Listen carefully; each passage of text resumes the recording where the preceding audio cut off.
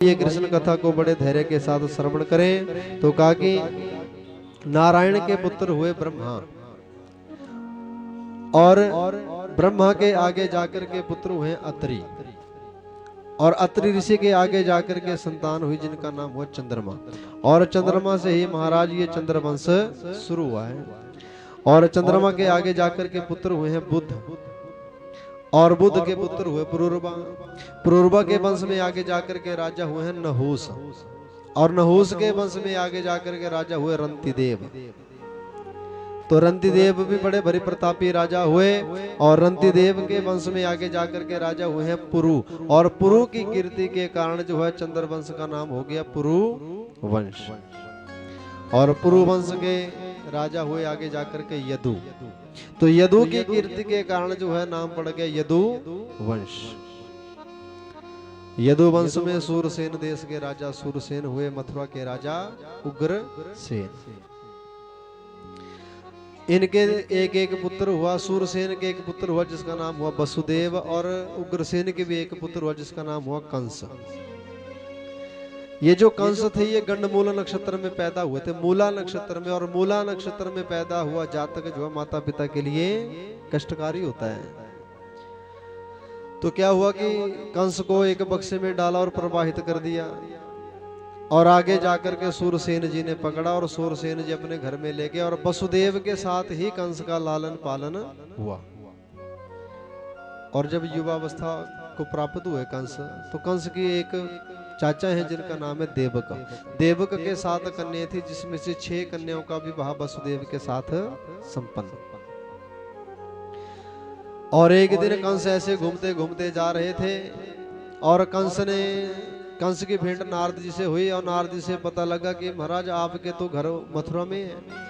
और कंस ने क्रोध में आकर के मथुरा के ऊपर चढ़ाई कर दी, सबको जेल में बंद कर दिया, और अपने आप राजा बन गया। बोलिए शंकर भगवान की जय। और राजा बन करके कंस ने बड़े भारी अत्याचार किए महाराज, गौओं के ऊपर अत्याचार, ब्राह्मणों के ऊपर अत्याचार, संतों के ऊपर अत्याचार, स्त्रियों के ऊपर अत्याचार महाराज, अर्थात अत्याचार के ऊपर अत्याचार करने लगे। धीरे धीरे पापों का घड़ा भरने लगा, और जैसे ही महाराज पापों का घड़ा भर रहा था, तो एक दिन क्या हुआ कि कंस के जो मंत्री है ना, मंत्रियों ने राजा को कहा कि राजा देखिए महाराज, अब ऐसा है कि अब दोबारा से सरकार बनने का समय आ गया है, और सारे आपका लगभग सारा समय तो ऐसा बीता कि जिसमें आपने प्रजा को दुख ही दिया। अब जाते जाते एक आध काम बढ़िया कर दो ताकि दोबारा सत्ता में आ जाए। तो कंस ने मंत्रियों की बात सुन ली कि महाराज एक आध काम अच्छा कर देता हूँ, क्या पता दोबारा बन जाऊं राजा। और राजा कंस ने क्या किया कि अपनी चचेरी बहन देवकी का विवाह वसुदेव के साथ तय कर दिया, और बड़े धूमधाम से विवाह किया महाराज। और जैसे बारात वापिस जाने लगी, तो कंस ने सोचा कि मैं अपनी बहन को स्वयं छोड़ के आऊंगा, और रथ के ऊपर बैठ गया। सारी प्रजा ने देखा, अरे महाराज राजा जो ऐसे हैं कि महाराज अरे बाहर से लगते हैं ऐसे कि हमारा बड़े भारी बुरे हैं, लेकिन हृदय के बड़े अच्छे हैं, दिल के बड़े अच्छे हैं। देखो अपने बहन का विवाह कितने चाव से किया। सारी प्रजा उनकी जय जयकार करना शुरू कर देती है एक कार्य से ही। ऐसा ही होता है ना, अगर हमारे भी राजा महाराजा अगर 4.5 साल कुछ नहीं करे, जानते जानते एक रास्ता भी बनाते ना, तो हो कर रहा हूँ तब वहाँ फिर लाइदड़ी मोर बोली शंकर भगवान की जय। फिर 5 साल फिर खून है ना। तो महाराज ये राजाओं की क्या होती है, एक षड्यंत्र होता है। तो कंस ने भी वैसा किया महाराज, सारी प्रजा जय जयकार करने लगी, महाराज राजा हो तो इनके तरह, देवताओं से नहीं देखा गया महाराज ये काली करतूत राजा कंस की।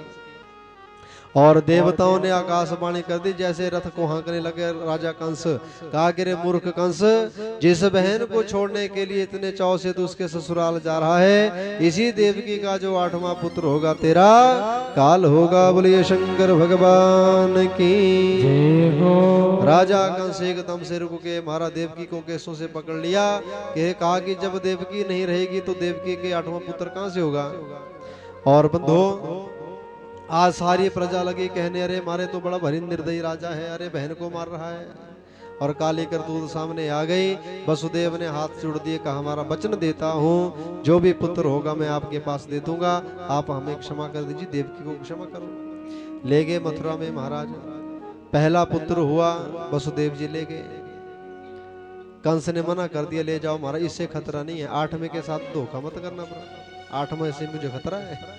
कहा कोई बात नहीं महाराज, और वापस ले गए। उतने में नारद जी कमल का फूल लेकर के खड़े हो गए आके, और कमल के फूल को ऐसे घुमा रहे हैं। कंस ने कहा महाराज आज आए हैं आप, लेकिन कुछ बोल नहीं रहे, इस फूल को क्यों घुमा रहे हैं आप, बार बार मेरी तरफ देख रहे हैं इस फूल को घुमा करके।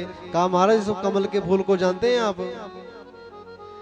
राजा जैसे नारद ने पूछा कि कमल के फूल को जानते हैं, तो राजा कंस कहते हैं, कहा हमारा कमल के फूल को कौन नहीं जानता है, सारे भारत में तो यही खिल रहा है, इसको कौन नहीं जानता है महाराज, है ना।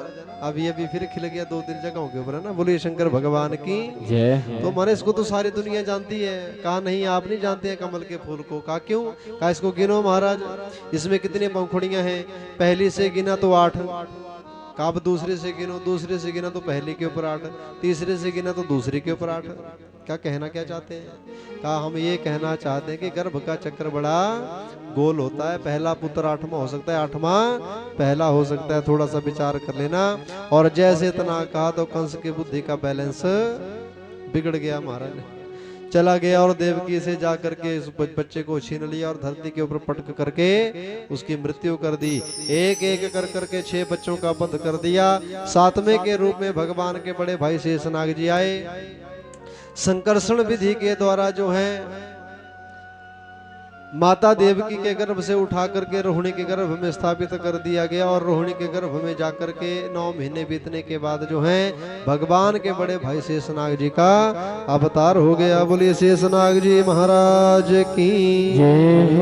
अब 8वें के रूप में भगवान आने वाले हैं। तो आज बंधु भगवान वसुदेव और देवकी भगवान से प्रार्थना करने लगे कि प्रभु बहुत हो गए, बड़े भरे कष्ट सहन कर लिए, इसलिए अब आप जल्दी जल्दी जो हैं हमें दर्शन देने के लिए आ जाइए। तो कैसे प्रार्थना कर रहे हैं, तो ये गुनगुनाएं। हो मुरली वाले आजा, तेरी याद सताए, मेरा ये भरोसा कहीं छूट न जाए। मुरली वाले आजा, तेरी याद सताए, मेरा ये भरोसा कहीं छूट न जाए। ओ मुरली वाले आजा, तेरी याद सताए, मेरा ये भरोसा कहीं छूट न जाए। मुरली वाले आजा, तेरी याद सताए, मेरा ये भरोसा कहीं छूट न जाए। वो छुपा कहाँ हो,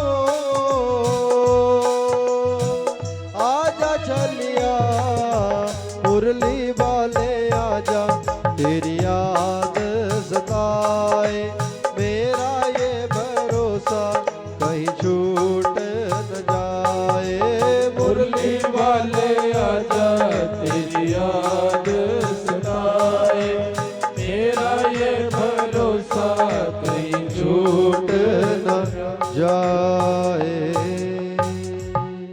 बोले वृंदावन बिहारी लाल की जय हो। और भगवान ने भी देरी नहीं लगाई महाराज, वसुदेव और देवकी की करुण पुकार को सुन लिया। भादों का महीना आ गया, कृष्ण पक्ष आ गया, बुधवार का दिन आ गया, अष्टमी तिथि आ गई महाराज। रात्रि के 12 बजे का समय हो गया, बबकरण हो गया, हर्षण योग बन गया। और बंधु, और जैसे चंद्रमा ने रोहिणी नक्षत्र में प्रवेश किया, तो आज भगवान नारायण जो चतुर्भुज रूप लेकर के वसुदेव और देवी के सन्मुख कारागार में प्रकट हो जाते हैं। बोलिए वृंदावन बिहारी लाल की जय हो। बोलिए बाल कृष्ण भगवान की जय हो। बोलिए आनंद कंद भगवान की जय हो। तो बंधु चतुर्भुज रूप लेकर के भगवान आए।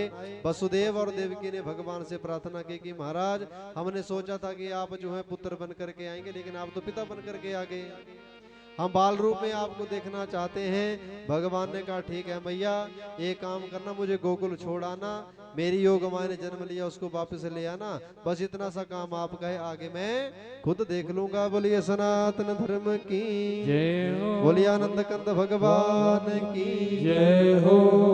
तो इतना कह करके भगवान छोटे से बालक बन करके आज देवकी की गोदी में प्रकट हो जाते हैं। तो अब बंधु आपके बीच में भी ठाकुर जी आएंगे, तो आपने भी क्या करना है कि खड़े होकर के भगवान का स्वागत करना है।